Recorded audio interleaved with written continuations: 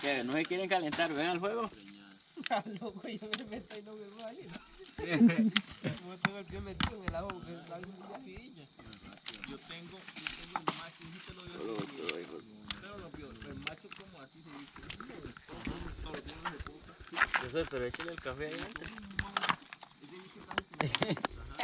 Sí, sí, sí. Porque nosotros ya hemos hecho. Hay que echarle No café. importa que tenga porosa, que así es que toma. Y como estuvo el tiempo lloviendo, mi cuñado Y con poquitito azúcar. ni nada, no le decía nada. Y el huevo se fue llenando y se llegó a cerrar. No. Hacemos un poquitito de café y ahora más luego hacemos el otro.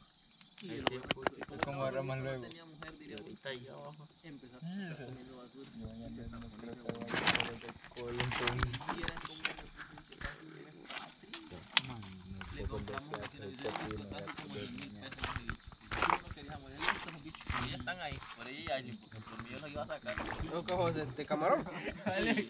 Yo ando aquí una media, aceptan que lo cuele. Aceptan que lo cuele con mi media. Y ya señor le compró todo, mandé el veterinario y al final le dije unas cosas que le Aquí ando unas medias para el café. eso fue allá guapo. ¿Qué hora es? Como las 2 de la mañana ya. Sí, así. Sí, ya son las 3.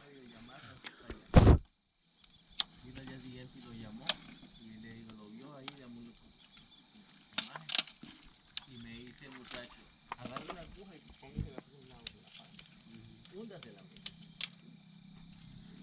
y donde la hundo hace por la aguja y dice, está era bombado, déjela ahí porque sí. Y la aguja empezó a sacar todo el aire, ¿sí? Y me dice, ahora me mandó una parte de palo como 4, ahora inyéctele este, inyéctele este, inyéctele este. Se lo puso. Bueno, mañana otra vez me vuelven a avisar cómo está. Al día siguiente mi suegro lo llamó y le dijo, señor, el ovejo está como nuevo.